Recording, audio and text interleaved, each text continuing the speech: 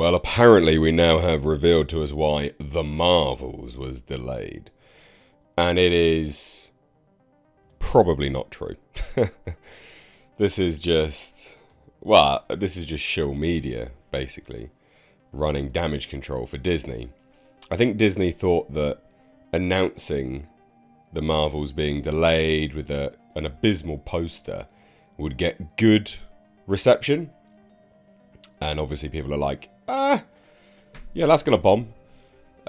You've pushed it way out of summer. Even the Hollywood Reporter was like, what are you doing? What's going on there? That's real bad. You know, you've literally just sunk it. So I think this is Disney running damage control. So this is a piece by The Wrap, or Wrap Pro anyway. And it says, will the Marvels and Wish split moviegoers? Because they're releasing the Marvels against one of their own movies, which is super dumb. But it's not just that. They're also opening the Marvels against Dune Part 2. And then also the Hunger Games movie as well opens a week later. The Marvels is going to get buried. It's going to get absolutely buried. Like, make no qualms about that. It's going to get buried. So dive into this today. Before we do, guys, please hit subscribe. Please share the video. And really, genuinely, please just comment, all that good stuff. Because YouTube is wrecking channels at the moment. It's not just mine. It is everyone's channel. Deemed to be in a grey area, or even, you know, the black area, I guess. Whatever. Just deemed to not fit narratives. Even though, you know, I'm fairly down the line on a lot of stuff. But whatever. So here we have it, right? This is just some nonsense from The Wrap. Marvel Studios moved The Marvels from July to November. Just to put it into perspective. July, summer to November. It's not even going to have Thanksgiving or anything like that. There's nothing good about the weekend that they've put the Marvels at. Again, like I said, they've even opened it up a week after Dune Part 2 and a week before the Hunger Games movie. It's going to get buried. But coincidentally, it's actually the same month as its animated musical Wish. Disney is obviously trying to hope that they don't cannibalize one another. But I would imagine they will. But not only that, they're just going to get sunk by other movies anyway, so it doesn't really matter. It's kind of like neither here nor there. Now they say this, again, this is where the SHILL Media comes in. It's a move that could bolster two valuable franchises with theatrical buzz. Marvel's? Well, Captain Marvel's not a valuable franchise. Marvel is a valuable franchise. They say this will backfire at a time when Disney can't afford a lot of missteps. They can't afford any missteps. So, the heavy push onto multiplex screens as audiences return to cinemas is a bet on the power of theatrical releases to boost downstream revenue. CEO Bob Iger recently told Wall Street analysts that releasing movies in theaters first gives it market clout, as well as the ability to amortize costs, and the close calendar placement is a key test of Iger's theory. They're going to reshoot this film. Mark my words, they will reshoot The Marvels. So the Marvel, bearing in mind, like, Marvel has a reshoot problem anyway. They reshot the ending of Ant-Man and the Wasp in January. They were reshooting the end of that film. Marvel has a story problem. So The Marvels, a sequel to the 2019 film Captain Marvel, sees Carol Danvers, Brie Larson, team up with Monica Rambeau and Kamala Khan, right? And I think they're going.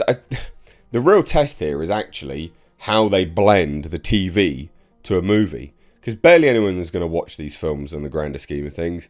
Barely anyone will watch Ms. Marvel anyway. It's the lowest watched Marvel TV series there is, so this is going to be a bomb. Now, originally set for release at the end of July, Disney has instead given that late summer release slot to Haunted Mansion. There you go. That great summer release slot, Haunted Mansion. Moving the Marvels to November 10th to give more time for post-production work, according to Studio Insiders. What post-production work? You don't give anyone any time to do anything. Case in point, ladies and gents, Ant-Man and the Wasp's fucking atrocious CGI. Absolutely atrocious. It's laughable CGI. What post-production work are you trying to do?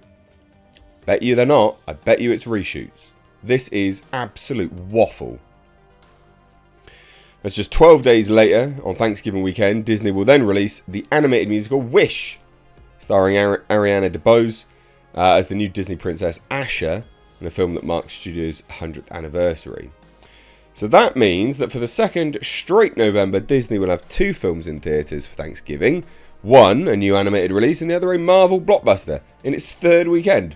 Could you see the spin that the rap is trying to do here? Oh, it's going to be in there for Thanksgiving weekend. Yeah, there'll be movies that actually release that weekend as well. Prior to the pandemic, Disney was able to have Marvel and its animation studio coexist harmoniously on the November release slate. In 2016, Doctor Strange and Moana combined for $480 million domestic and $1.33 billion at the global box office. A year later, Thor Ragnarok and Coco did even better, with combined $525 million domestic and $1.62 billion worldwide. In both cases, those films were released 3 weeks apart. I don't reckon this is going to work. I don't reckon this is going to work. And it's just that nonsense of, oh, it's just some post-production work. On what? What are you doing post-production work on? And why couldn't it have been done by now? What are you still doing? This film wrapped ages ago. It was wrapped ages ago. What are you still doing? Like, seriously? What could you possibly be doing? Absolutely atrocious. It really does go to show how bad and mismanaged Marvel has become. Really, really, really mismanaged. Absolute bunch of nonsense this is. So I'd love to hear your thoughts on this. I genuinely love to hear your thoughts on this. There's not, I'm not, all of this stuff is just more waffle to do with animated and you know, they're saying, oh, theatres are just opening back out. Theatres have been open for ages. Shut up, rap. You don't know what you're talking about. People have been going back to theatres for some time now. Jeremy Fuster. God. This whole, like, trying to build a narrative that theatres aren't open and people haven't been going, it just doesn't stand up anymore. It doesn't hold up to scrutiny. So I'd love to hear your thoughts. What do you think? To me, this is just the biggest pile of nonsense ever. Oh, it's because post-production work. Yeah, it couldn't possibly be because Ms. Marvel, Captain Marvel, and whoever else, you know, you're reshooting the shit out of that film just like you were with Ant-Man. Yeah, it couldn't possibly be that. Could not possibly be that.